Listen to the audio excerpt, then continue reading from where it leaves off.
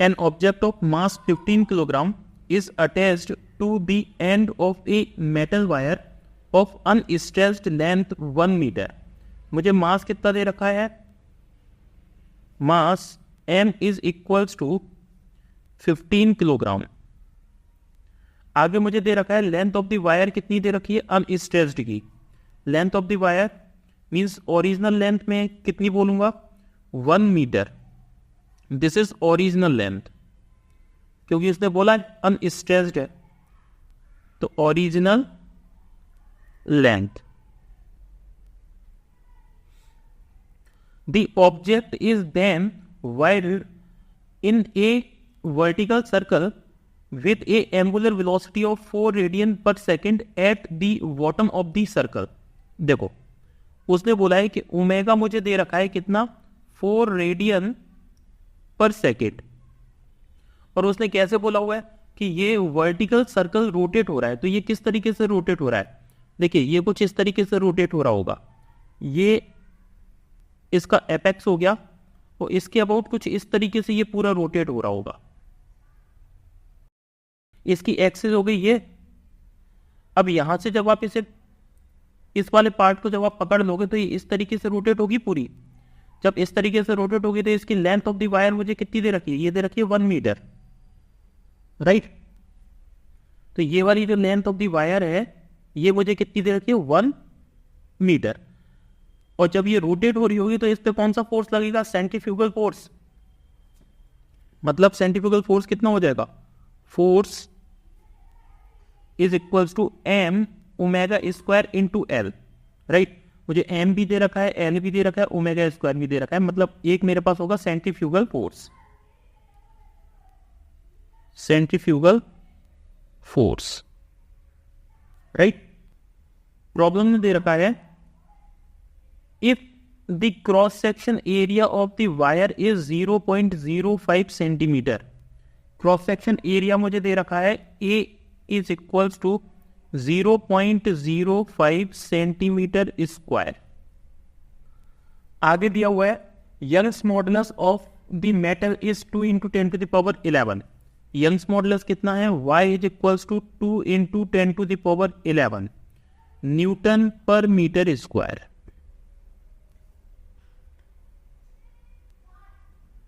आगे देखिए then the elongation of the wire when the mass is at the lowest point of its path. G की value मुझे दे रखी है 10 metre पर सेकेंड स्क्वायर. मुझे elongation of the wire मुझे कैलकुलेट करना है, मीन्स डेल्टा एल. मुझे G की वैल्यू दे रखी है 10 मीटर पर सेकेंड स्क्वायर और कैलकुलेट करना है,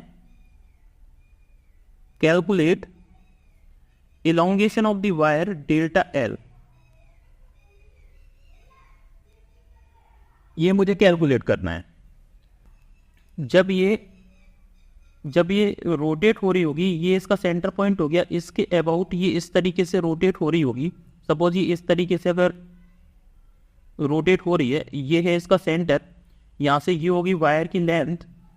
अगर ये वाली वायर की लेंथ है तो इसके अलोंग देखिए यहाँ एक तो इसका जो बॉडी है उस बॉडी का खुद का कुछ मास होगा, ठीक है. और जब ये डाउनवर्ड एक्ट होगा तो इसका कुछ वेट होगा. क्लियर? मतलब ये मेरे पास बॉडी है, इस तरीके से हैंग हो रही है, तो इस पे वेट mg लगेगा. अब इसे मैंने यहाँ से पकड़ा ओ पॉइंट से और इसे इस तरीके से रोटेट करा दिया, इस तरीके से. तो रोटेट कराऊंगा तो mg प्लस यहाँ पे सेंट्रीफ्यूगल फोर्स लगेगा कितना?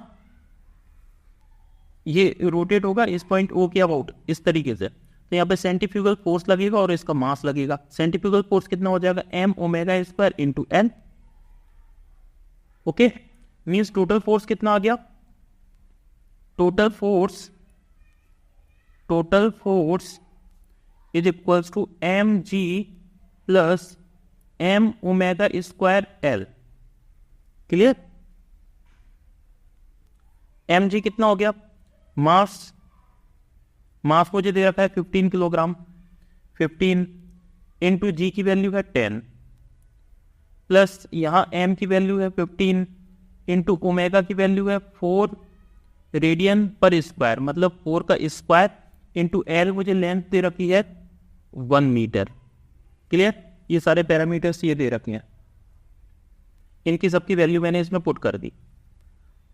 मुझे क्या मिलेगा 150 प्लस इधर आ जाएगा 4 का स्क्वायर 16 इंटू 50, ये हो गया 240। टोटल मेरे पास कितना आ गया 390। ये है force, right, means it is in the newton. ये आ गया मेरे पास total force, total force F is equals to 390 Newton.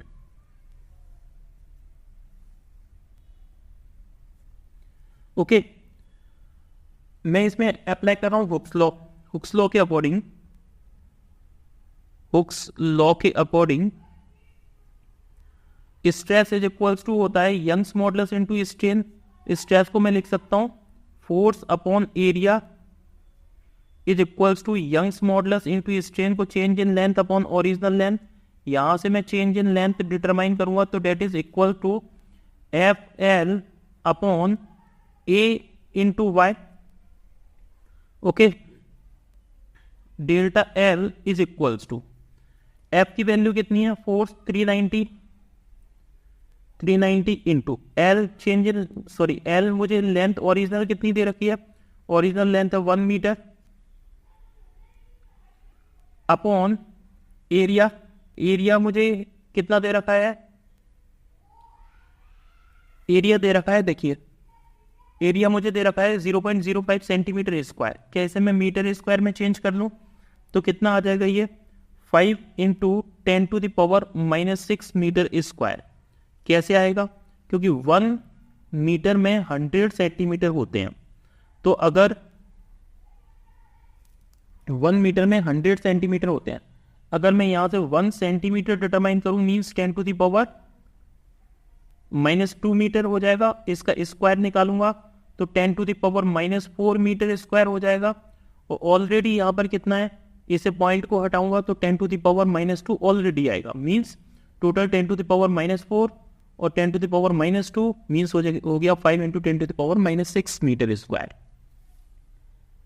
आगे देखिए 390 मुझे ये दे रखा है, तो 5 इंटू 10 टू द पावर -6 हो गया मेरे पास एरिया, इंटू मुझे y दे रखा है 2 इंटू 10 टू द पावर 11।